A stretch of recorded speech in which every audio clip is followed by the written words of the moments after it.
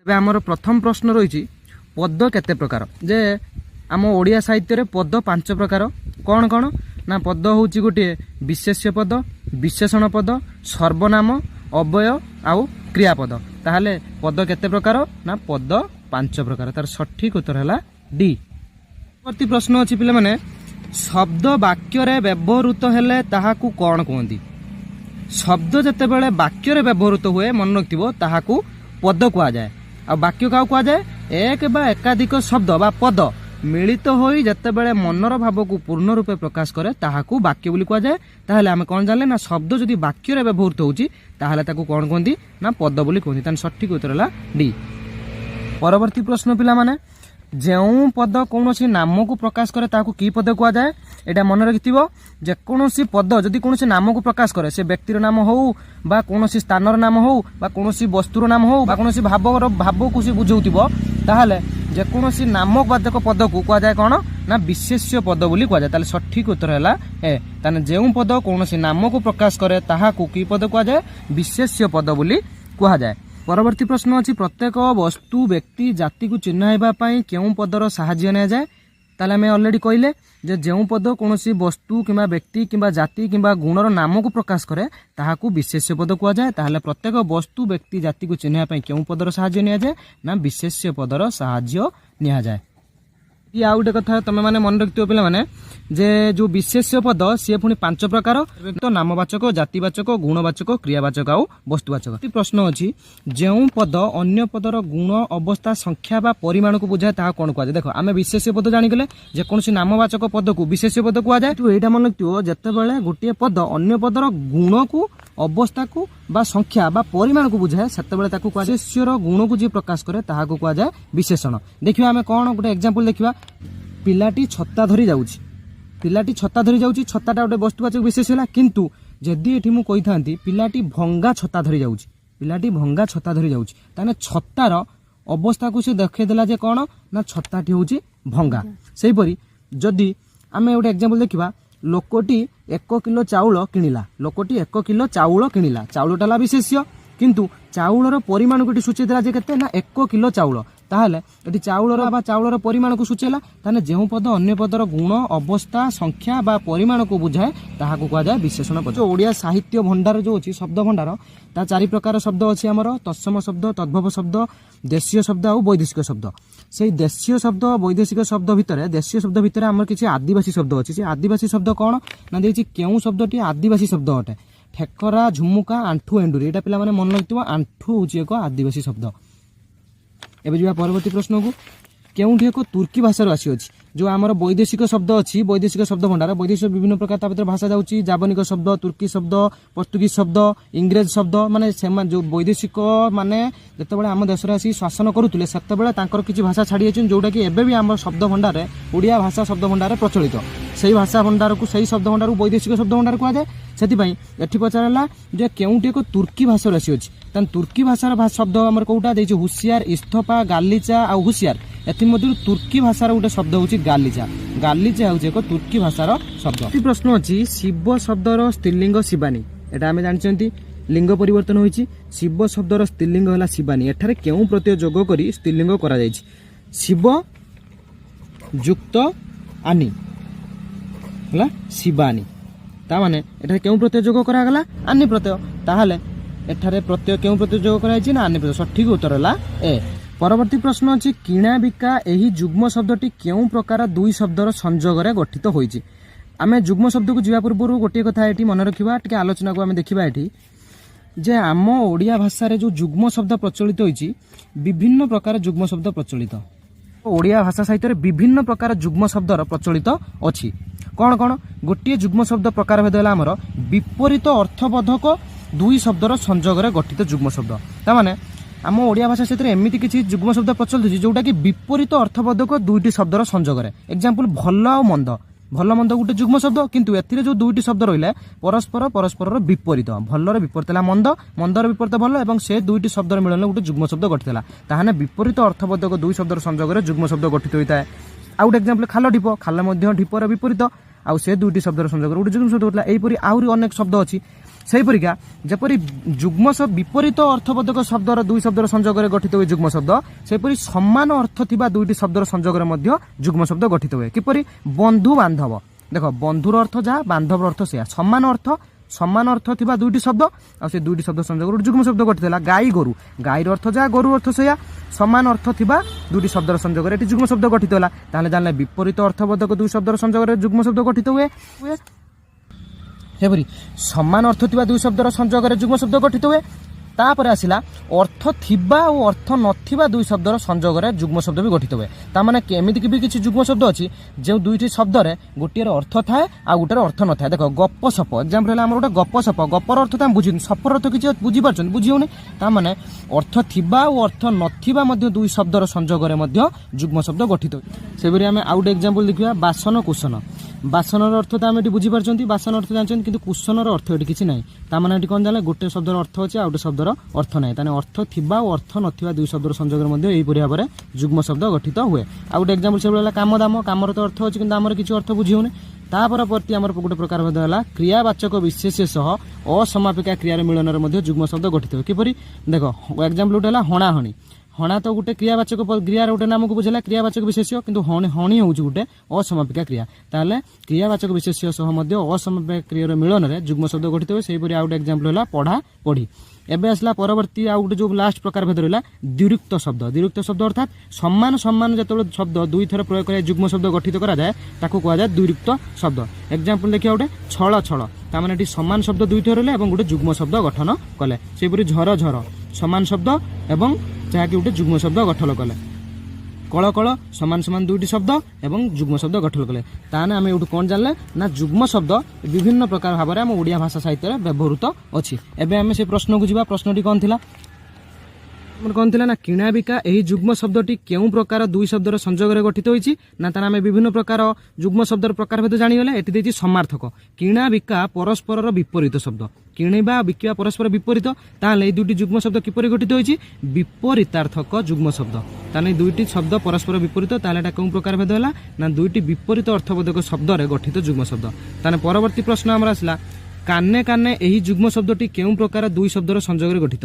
আমি অলরেডি আলোচনা করে সারি যুগ্ম শব্দর বিভিন্ন প্রকার অছি, তা ভিতর সমার্থক, এর তো সমার্থক নুহে এবং অর্থযুক্ত অর্থহীন এটা বি সেই প্রকার বি নুহে, বিপরীত অর্থবোধক বি কানে কানে নুহে। তাহলে এটি কোণ হয়েছে না সমান সমান শব্দর দুই থর ব্যবহার হয়েছে, যাকে কোণ কুয়া যায় না দ্বিরুক্ত যুগ্ম শব্দ। অর্থাৎ এখানে সমান সমান শব্দ সংযোগরে যুগ্ম শব্দটি গঠিত হয়েছে। তাহলে কানে কানে যুগ্ম শব্দটি কেউ প্রকার দ্বিরুক্ত শব্দ। তা পরবর্তী প্রশ্ন আমার আসিলা বাসন কুসন এই যুগ্ম শব্দটি কেউ প্রকার দুই শব্দর সংযোগরে গঠিত হয়েছি। বাসন কুসন এই যুগ্ম শব্দটি কেউ প্রকার দুই শব্দর সংযোগরে গঠিত হয়েছি না বাসন কুসন। আমি আলোচনা বিতে করে ছাড়ছি না এঠারে বাসনর তো অর্থ অছি কিন্তু কুসনর কিছু অর্থ নাই। তার মানে এঠারে অর্থ থিবা এবং অর্থ নথিবা দুই শব্দর সংযোগরে যুগ্ম শব্দটি গঠিত হয়েছে। তাহলে অর্থযুক্ত আর অর্থহীন দুটি শব্দর সংযোগরে যুগ্ম শব্দটি গঠিত হয়েছে। তার সঠিক উত্তর হল সি। এবে পরবর্তী প্রশ্ন পঠন করিবার ইচ্ছা এক পদরে প্রকাশ কলে কোণ হব? পঠন করিবার ইচ্ছা যেতবে এক পদরে প্রকাশ কলে তাকে কুয়া যায় পিপঠিসা। এটা প্রায় পরীক্ষার আসে, এটা ইম্পর্টান্ট কোশ্চেনটা মনে রাখব। তা পরবর্তী প্রশ্ন হল আতিশর্য অর্থ বুঝাইয়া ধাতু সহিত কেউ প্রত্যয় যোগ করা যায়। এটা টিকে আমি দেখিবা হবে আমি টিকে এটি লক্ষ্য করা যে সবুলে মনে রাখব আতিশর্য অর্থ বুঝাইয়া ধাতু সহিত সবুলে জ প্রত্যয় যোগ করা যায়। জ প্রত্যয় যোগ করা যায়, সে জ প্রত্যয় নিষ্পন্ন ধাতুকু লাগিଥିବା ধাতুকু কুয়া যায় জন্ত ধাতু। তাহলে জং প্রত্যয় নিষ্পন্ন ধাতু কোন কুয়া যায় না জন্ত ধাতু কুয়া যায়। অর্থাৎ শব্দ গঠন বেড়ে এই জন্ত ধাতুরে সবুলে মনে রাখব মান প্রত্যয় সেটি আড করা যায়। তাহলে কোণ মনে রাখিল না দেখ আতিশর্য অর্থ বুঝাইয়া জং প্রত্যয় যোগ করা যায়, জং প্রত্যয় নিষ্পন্ন ধাতুকু কুয়া যায় জংবন্ত ধাতু। আর সে জংত ধাতু সহিত সবুলে মান প্রত্যয় গঠন লগা যাইকি শব্দ গঠন করা যায়। আর এই জংত ধাতু সাধারণত বিশেষণ রূপে সবুলে ব্যবহৃত হয়। এই যে জংত ধাতু সহিত মান প্রত্যয় লগা যায় আর সাধারণত এই জংত ধাতু বিশেষণ রূপে ব্যবহৃত হয়ে থাকে। তাহলে আমি একটা এক্সাম্পল দেখা। তাহলে মূল ধাতু সহিত আতিশর্য অর্থ বুঝাইয়া জং প্রত্যয় লাগে। জং প্রত্যয় লাগি সারা পরে যে গঠিত হল জন্ত ধাতু। জন্ত ধাতু সাধারণত বিশেষণ রূপে ব্যবহার করা যায় এবং জন্ত ধাতু সহিত সবুলে নূতন শব্দ গঠন করা মান প্রত্যয় ইউজ করা যায়। মান প্রত্যয় ব্যবহার করা যায়। तामाने आमे जानले कौन ना प्रथमे मूल धातु सहित जंग आतिशज्य अर्थ बुझाई जंग प्रत्यय व्यवहार करा जाए एवं मूल धातु सहित जंग प्रत्यय लगी सारा पर जो धातुटी गठन है ताकू कहुए जंत धातु।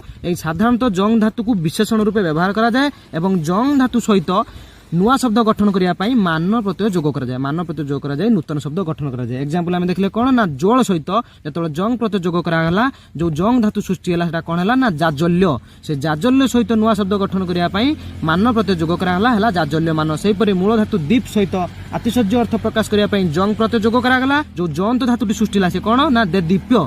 तापर जंत धातु सहित मान प्रत्यय लग करा जाए मान प्रत्यय लगाई नुआ शब्द गठन करा जाए। जंत धातु सहित जो मान प्रत्यय लगाला आम थिला देदीप्य ता सहित मान प्रत्यय जोड़ा करा जाए नुआ शब्द गठन कराला देदीप्य मान। ताहले आमे बुझीगले कौन ना सबले मन रखिबो आतिशज्य अर्थ बुझाई धातु सहित सबले जंग प्रत्यय जोग करा जाए। ताहले आमर प्रश्न कौन थिला ना आतिशज्य अर्थ बुझाई धातु सहित केउ प्रत्यय जोग करा जाए ताने आम सठिक उत्तर है जंग प्रत्यय जोग करा जाए। बुझीगला पिला माने आमर परवर्ती प्रश्न अछि निम्नोक्त शब्द गुड़िक मध्यरु भिन्न धर्मी शब्द कोटा। देखो ये प्राय सब गोटे गोटे जुग्म शब्द। ताहले आमे जानिछन्ती आम ओडिया भाषा विभिन्न प्रकार जुग्म शब्द प्रचलित अछि। देखिबा ए तीनोटी मध्यरु तीनोटी गोटे प्रकार आ गोटे अन्य प्रकार थिबो। कोउठी देखिबा सुख दुख। देखो सुख दुख ये परस्पर विपरीत जुग्म शब्द दुईटी विपरीतार्थक जुग्म शब्द गठित विपरीत शब्द को लेकिन जुग्म शब्दटी गठित भल मंद ताने ये भी दुईटी विपरीत शब्द को लेकिन जुग्म शब्दटी गठित होइछि। किणा बिका ये भी दुईटी परस्पर विपरीत को लेकिन विपरीत शब्द को लेकिन जुग्म शब्द गठित होइछि। किंतु धन रत्न कहले आमे कोन बुझछन्ती धनर अर्थ जा रत्न अर्थ सेया ताले एइटा होछि समान अर्थ थिबा दुईटी शब्द को लेकिन जुग्म शब्द गठित होइछि। ताने तीन चारोटी मध्य अलग कोउटा हला ना धन रत्न जुग्म शब्दटी अलग।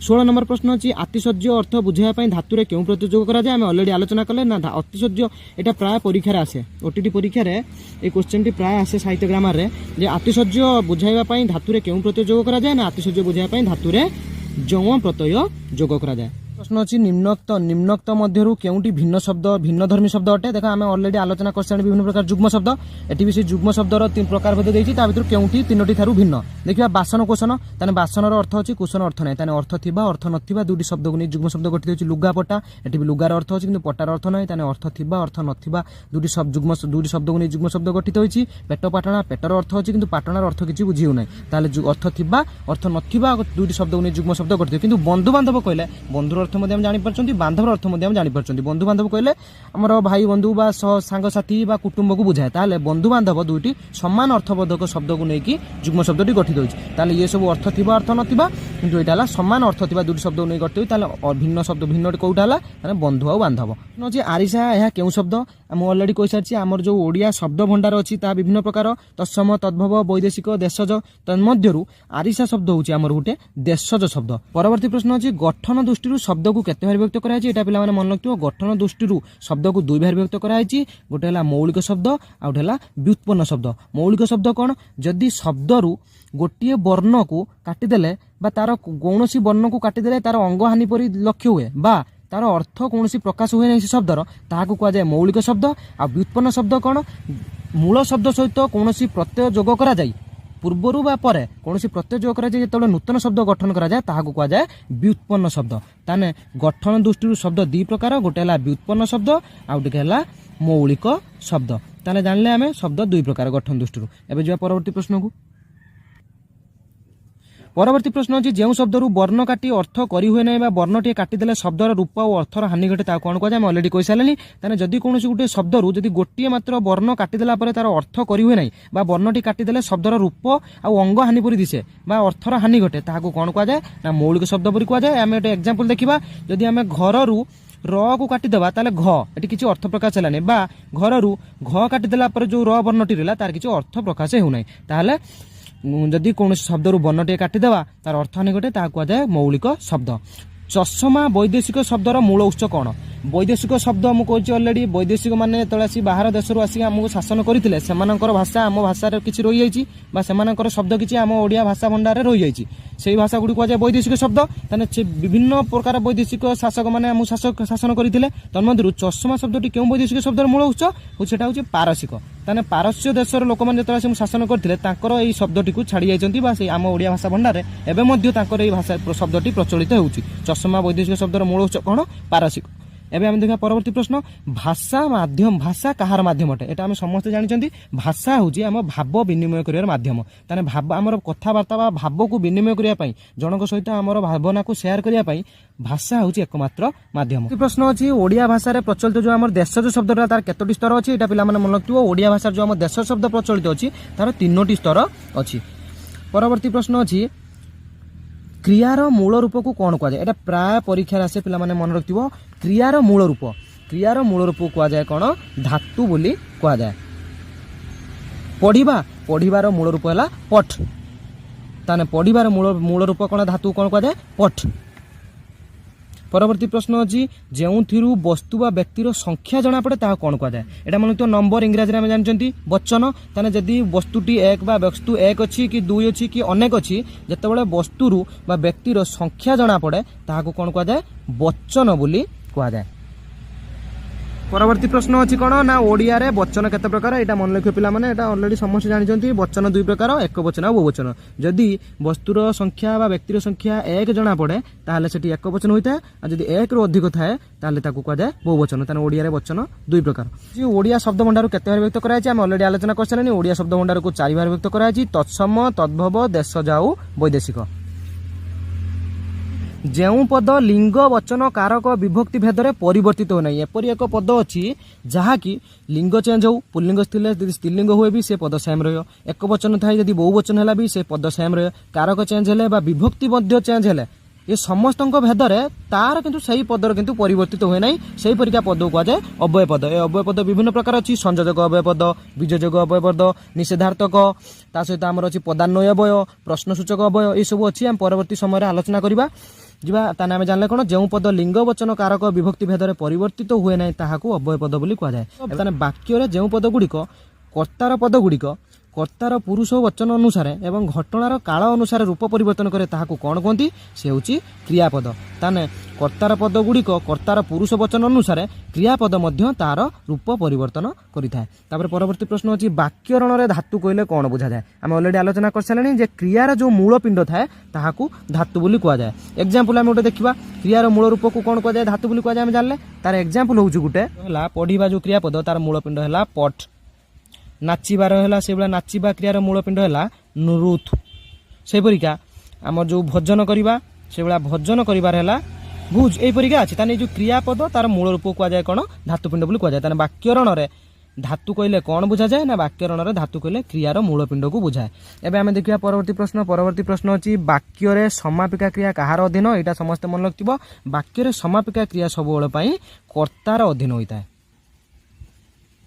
आमर परवर्ती प्रश्न अछि जे निम्नोक्त मध्य केउटी असमापिका क्रिया पिला माने तमे माने मन रखिथिबो असमापिका क्रिया कोन जत्ते बेले जेउ क्रियार प्रयोग द्वारा वाक्यर अर्थ पूर्ण रूप से प्रकाश प्राय नहीं ताहाको असमापिका क्रिया कह जाए। गोटे एग्जांपल हम देखिया पिलाटी जाऊ जाऊ पड़ी गला देखो एठी समापिका क्रिया के पड़ी गला एठी समापिका क्रिया किंतु जाऊ जाऊ ताने एठी हम किते अर्थ बुझी पाले पिलाटी जाऊ जाऊ कोन हला माने कथाटी आम ठीक रूपे आम बुझीपारू ना वाक्यटी आम ठीक भाव बुझीपारना जो क्रियार प्रयोग द्वारा यदि वाक्यर अर्थ संपूर्ण रूपे प्रकाश पाए नहीं ताहाको कह जाए असमापिका क्रिया। ताहले देखिबा एठी असमापिका क्रिया किए आम एग्जांपल नहीं सारे ताने जाउछि मु गीत गाइबाकू जाउछि कि मु कटक जाउछि गला राम कटक गला तामाने ये सब कोन होछि ना वाक्यर क्रियाटा ए क्रियार प्रयोग द्वारा वाक्यर अर्थ संपूर्ण रूपे प्रकाश होउछि मु भात खाइबाकू जाउछि बा मु कटक जाउछि मु से विद्यालय को गला तामाने वाक्यर यही क्रिया लगिबा द्वारा वाक्यर अर्थ संपूर्ण रूपे प्रकाश होगला ताने एउडे सब होउछि समापिका क्रिया जीव से काली कटक जीव ताले आम ये बुझी पार्छन क्रिया लगिबा द्वारा वाक्यर अर्थ संपूर्ण रूपे प्रकाश हो किंतु जाऊ जाऊ लगिबा द्वारा